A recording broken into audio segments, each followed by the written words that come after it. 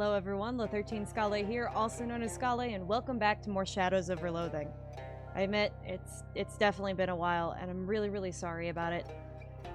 There's just been a lot of stuff going wrong in my life, all at the same time, and a lot of, like, medical stuff. So, enough about it though, we should get into it, but I do need a bit of a refresher on what we've been doing. I know, we're in the Gatorman town, I know that we can't figure out the longboat thing, and I know we have to go back to the town of Sandwich, which I think I figured out what I might need to do. So anyway, okay, we need to find Charles Wallace, Gatorman Fortress. We gotta talk to Greasy Steve at Fusions and Chips. Rufus wants you to find 11 radios out in the world and tune them to WGCR. Use the receiver that he gave you to test the transmissions. You've tested one so far. Try to deduce where in Big Moist, Kathy, and Tom could have gone on foot after the truck ran out of gas. Pepperidge Dolphin wants you to retrieve his father's 11 padlocks from their ancestral home in the Big Moist. Got it. So... Alright. Oh! This boulder looks heavier than when you last pushed it. Okay. Oh god, what did it say? It was heavier, now it's heavier still. The force of each push exerts energy on the boulder, which translates into mass. E equals mc. Glad that's squared away. Okay, so am I fine from this angle?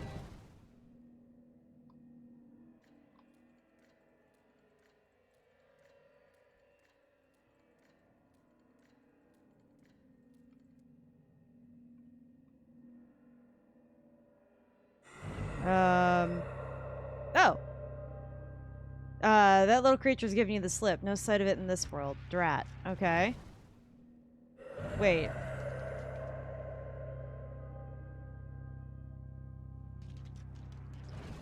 Wait a second. So, isn't... Okay, hold on. What if I make it the middle one? What does that get me?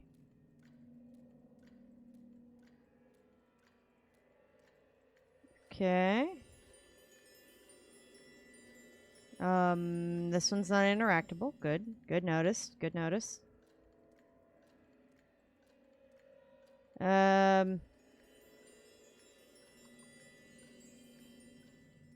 did I mess it up?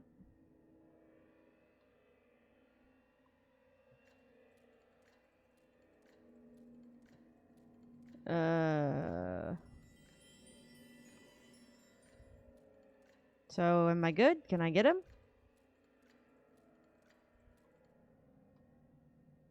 Ah, there we go. The Lord of Mischief continues his jest. Okay. I don't know what you want. I'm stuck. Hey, nobody gets out. Don't go anywhere. Interesting. He won't even look at you. He's obsessed with whatever's going on in the portal.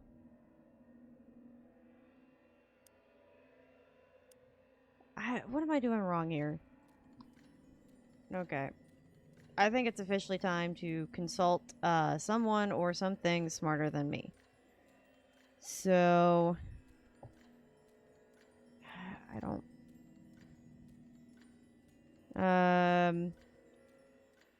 Move the portal to the house on the south in the shadow. Follow him and talk to him.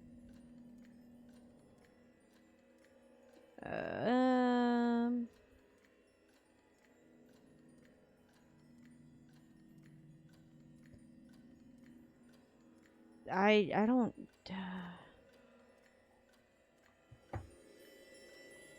So can I not leave anymore?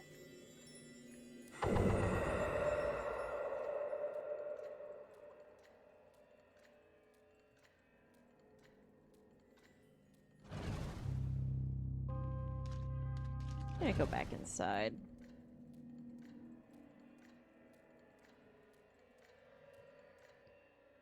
Okay. Okay, well, I talked to him. I don't think that does anything. Alright. I'm just willing to leave. Okay. So let's go back to the riverboat then. You found the arm of a traveling salesman sticking out of the ground. Given the condition of the arm, it seems like the body it's attached to must have been down there for quite some time. Grab the ring. The ring slips easily off the arm's finger because the finger is both wet and withered with decay. One or the other would have actually sufficed. Sprain coil ring. Mind melt also increases your mysticality by 3. Ooh, that's pretty good. Give this arm a proper burial. Shovel. Every time you try to dig, the hole immediately fills up with water. You decide to just use the shovel to press the arm down to the surface and call it a day. It's a day. Okay. So let's, I guess, go back up. We've done the deck.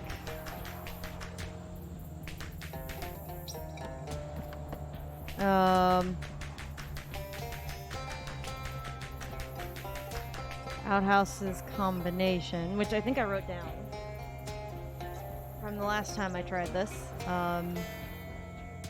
Okay, 4. No, wait. I switched the order of them mentally. 4, 5, 1.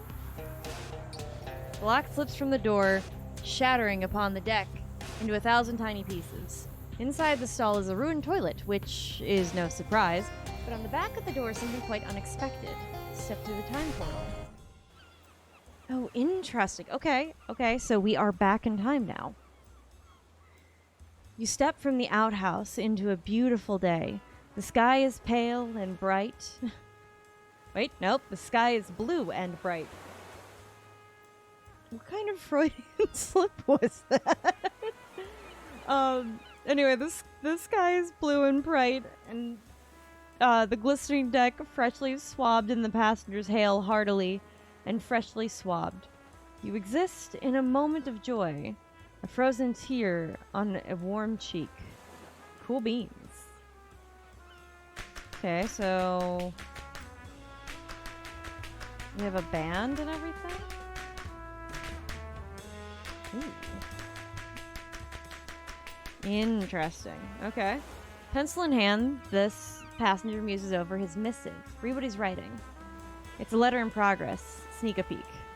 Oh, Martha, I was never fit to be a husband so long as my mind was cursed to generate my great ideas. What? For example, if we twist the cow differently, might we produce not milk but cheese? No. And if we did, we wouldn't want it. I must be free of our marriage if I am to pursue this notion. I trust this clears up why I dove out of the car so suddenly. Oh, God. Well, I was gonna pity Martha, but now I'm kind of pitying him. Alright. I've never met Mr. Longerfellow. Okay. Perhaps he is too long to meet. Fantastic. If I don't see a... What? No, say it again, dude. If I don't see a what? Whatever. Fine day for crab lunch, eh? Much longer boat than this at home. Of course you do. My crown sparkles like the blush of an ice troll. A fine cruise, traveler. Show her the ruined tiara you found in the hall? No. So who are you? Who am I? I am multitudes, traveler. To one, I am one thing, to another, another. To some, I am a riverboat passenger. To others, a countess of a city of clocks. Nice crown. Tiara. Can I have the tiara? I am sure you can possess it, but I do not believe it can ever be had by anyone. How much, where'd you get it? It was gifted to me by a scientist that sacrificed his heart for a city that has stopped breathing. What city is that? It is dead and buried. Let it remain thus. Interesting. Or at least you seem interesting. So how much for that tiara? Indeed, I bear many curses. 100 meat. Cash, that's more straightforward than I expected. I do not tell you what I want, I tell you what the price is. That's fair. Show her the ruined tiara you found in the hall. She barely glances at the tarnished double of her gorgeous crown. I have looked upon my bones before, and I expect I shall again. Okay, so look, this boat's gonna crash. Yes, I think you should not be here when it does. She does not look at you once this whole time. Okay, I'll buy it. You buy the glorious tiara. I don't even know how much money I actually had. I spent 100 meat. She abdicates the tiara without ceremony. This is a purchase by you of a city of... from its final countess. My brain. I will defend it with my life. She turns in silence to face the waves. A fine cruise. Goodbye. An interesting place indeed. Oh, allow me to get out from behind this if I'm gonna bother to start gathering things for my stuff. Anyway, Deckhand stands where the crow was, or rather will stand. Talk to him. Afraid there's no access to the promenade right now. The stewards are tastefully arranging lunch, and the slightest disturbance could throw off their tastefulness. What do you make of Captain Dan? The captain's disciplined. Alright. And no mistake. I like the joke that Dan stands for disciple and no mistake. Disciplined. Disciplined and no, not disciple. That's a joke you like to make, isn't it? Correcto. Do you transform into a crow in the future? Hope not. Left my crow phase behind in my 20s, like any lad.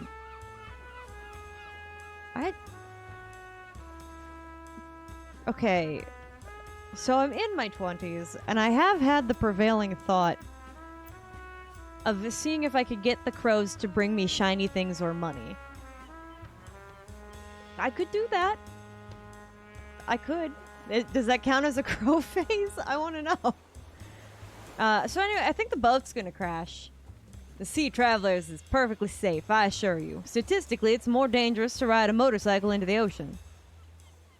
Okay. Well, you have to stop the boat. Stop the boat? The captain wouldn't hear of it. He took this charter to show all his guests the time of their lives. And that's just what he means to do. Okay, well, goodbye. Should I worry about... Should I leave? What did the crow want from me? I don't... Alright, well, let's go back. The dreadful crow perks right up as you exit through the outhouse. If that beak's good for one thing, it's sniffing out sparkling tiaras. With great agitation, he flaps his giant wings and leaps off the deck right at you. Like a king's sickly second cousin, he wants the crown. He's going to take a shot. Throw the tiara through the time door, which is probably what would have caused this. Throw the tiara overboard.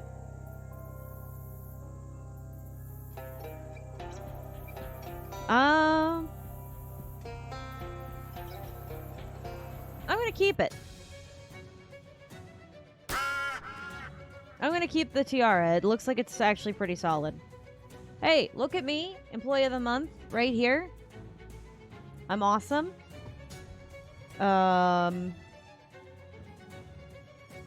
Raise all armors. And then let's just go ahead and hit, because I'd like to make sure I have a second. There we go. Man, 13 bleed. I'll be. Oh, you can just go ahead and smack him. Yeah. This deck is now a no-crow zone. You gain 18 XP. Shoofly the mosquito grows stronger. You gain 75 meat and an item, a jaunty feather. Add +3 range damage to a hat. Excelsior. Wait, isn't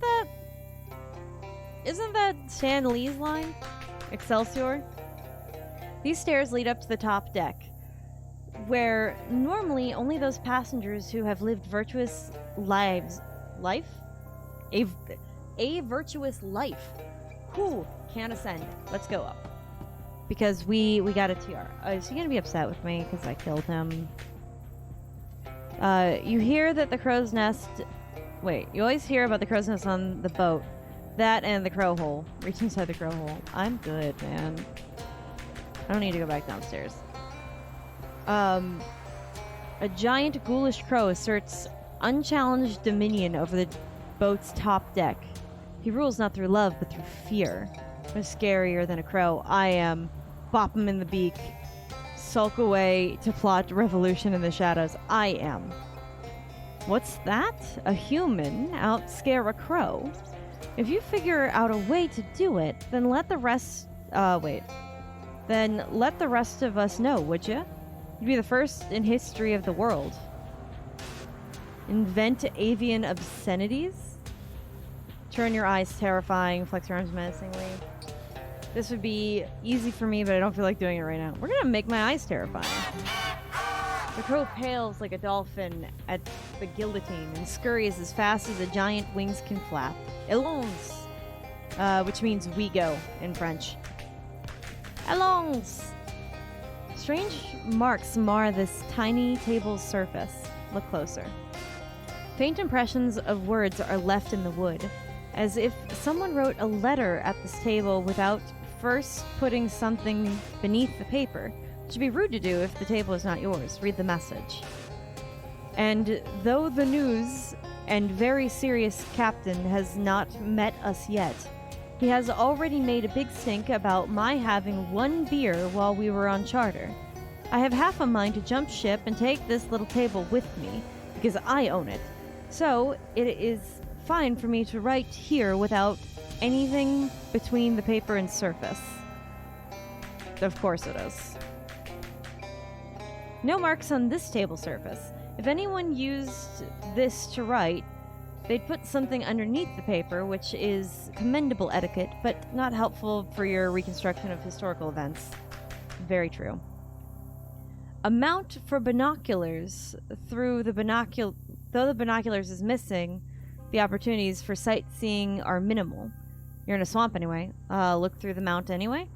A few feet out of the riverboat's carcass, a frog is fighting off a heron with a whip. Rarely are you afforded such a close-up visual of nature. I hope good things for the frog. There's a skeleton hiding in the apple barrel, bobbing among a few apple skeletons. Okay. Footsteps on the deck.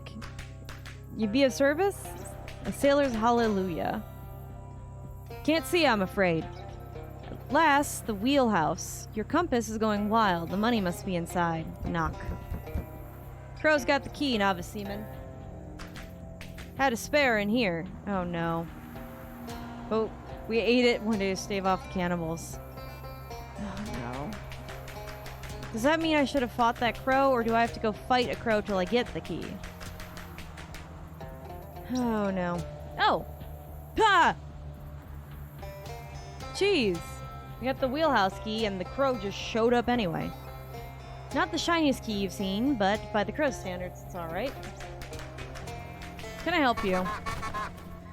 Another crow has made its home on the deck in response to your flagrant rummaging of crow holes. Scare him to death. Okay, that's one crow scared off, but two? Not even an actual scarecrow could do that. Tear an invisible encyclopedia in half. Crow's dark feathers run white with the last vestiges of his strength. He abandons the deck and communal nest. Hooray. Good. I purposely saved Moxie for last, because since that's my best stat, I figured it might do us some good later. Alright, unlock the door. Click clack. The wheelhouse key has come wheel home. I see. The creaks reach your ears before the creaker your eye. What? What is this sentence? The creaks reach your ears before the creaker your eyes. What did I read? Suspended from the ceiling, this boxy thing gives motion. Lurches left, right, down, straining the spiral straining the springs grafted onto its back. There's no ship captain, no passengers, no meat. This automaton, this creature, is the only living thing in the wheelhouse, if you call that living at all. Captain Dan? Novice seaman in me wheelhouse. 'Tis the day most dreaded by every sailor. A worse fate, even than a chomping by a chitinous beak of a frightful cilia. I can only guess that the boat being on land has imbued ye with extra powers, allowing you to make it this far. Was I not supposed to rescue you from the wheelhouse? I'm afraid you've been a passenger on me riverboat ruse. Weren't me that needed saving from the steam, the crows, and the bugs, but ye that needed killing by them. Oh, seems harsh.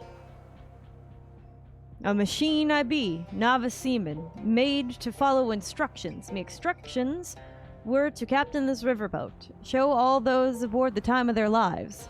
The time of their lives. You see, time meaning beginning, middle, and end, to fulfill me the task to its letter. I had no choice but to ram this riverboat into a monstrous swamp and terminate every living soul aboard. Okay, so some questions. Water away. That's how we say fire away at sea. Any chance you got a huge pile of meat stashed up here? Meat! Ah, I have no use for it.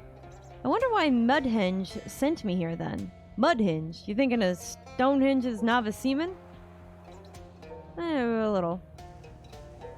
Oh, so why'd you try and have me killed? I be alright. For a novice seaman, only teasing. But me instructions require me to show all aboard the time of their lives, so once you boarded the craft, you became me responsibility. Really, I'd say your quibble is with the writers of me instructions and not with me. That's fair. So you'll just kill everyone that comes on board the boat? Excuse you. Excuse you, my phone. Can't promise it. Hold on. This is just hard to audio balance because it's been so long. Can't promise it, but yar. I'll give it the old college try. Old water college, that is. Strange to doubt your command of nautical knowledge. Doubt me command. Mutinous talk. Shut your lips. Well, anyway, your logic's still a little strange. Your whispering land lies, lubber. What ye believe to be faulty reasoning is mere misfires in your rotten brain. To me, a perfectly correct creature of logic and a model sailor to boot. I've done as captain, be not just logical, but very smart and good. I know you've misinterpreted time of your life, though, right? Misinterpret? The only miss I know, novice seaman, is that powerful mistress we sailors call the ocean. I'd be a sailor, you know. Yes, I know. If you were a sailor, then you'd know Poseido's Poseidon'ts. Aye? What of it? I hardly need a lecture on me Poseidos from a land leech. Killing your passengers and crew is to me a big Poseidon't. Captain Dan dangles uncomfortably from his rod graphs. Even I, a novice seaman, know that. Captain Dan's wooden noggin starts to split like an owl on a merry-go-round. Do you even know less about the sea than a novice seaman? Dan's limbs spin and spin, threatening to overheat, until, instead, he whimpers into non-existence. He feared you the most, Viola, and always did. For all his faults of logic, he fancied himself a sailor to his wooden bones. And it is the tenet of nautical prophecy that the only thing that can kill a sailor is a warrior from the land. Get 2 XP. We might as well search about while we're at it. It wasn't a lie, though. The bendy telescope was real. Huh. You leave Dan shattered into wormwood food, his anchor lain in autonomon hell. No longer shall he menace land or sea, or even this little patch of swampland, which is now safe once again, if not especially desirable to visit or live in. Hope you had the time of your life. Do I get the hat? I don't. Sea captain can only survive so long as on land. Ship's radio still broadcasts through an empty and derelict riverboat. Swear into the microphone. Despite the radio's limited broadcasting area, the filthy and unprintable words from your mouth blast a horrible smell across the country. In this exact moment, many miles away, a creature's eyes snap open for the first time. The Federal Radio Commission has been born. Perfect. Wait, I want to take the wheel? Wheels made of plastic. The boat must have been controlled via Captain Dan's central wooden nervous system. Oh, okay. I assume you meant to take it with you and not take control of the ship. I see. Traditional wooden ship's wheel in a non-traditional location, your pocket. Fair enough. Your compass needle oscillates violently in the presence of this console. Turn it off. Just like that, the needle reverts to its normal function, pointing west. So there never was any meat here, just some electrical interference confusing your compass? This would never happen at Stonehenge. Well, that's fair. Oh look, it's just a hunk of junk that spoiled your visit to Mudhenge. You're banned from using this radio. Okay, so then if I put this on the bendy telescope thing... Dan wasn't lying about one thing. You really can't see a lot with the aid of a bendy telescope, including from this angle what looks to be a disturbed plank under one of the chairs on the main deck. Interesting. All of these stairs remind you of Dante and Virgil's journey through the decks of a riverboat. So then we need to go to the main deck, and there should be an upturned something or other. Oh, there we go. The plank beneath the chair looks fine close up, but much is revealed through the contours of the bendy telescope. Dislodge the plank. One of the passengers must have stashed this away from their family, or you. You can't rule out that they left this here for you. You gained 331 meat. Well, there we go. We solved the riverboat. We solved the riverboat. Perfect. Well, that's all the time that we've got for today. So take care, everybody.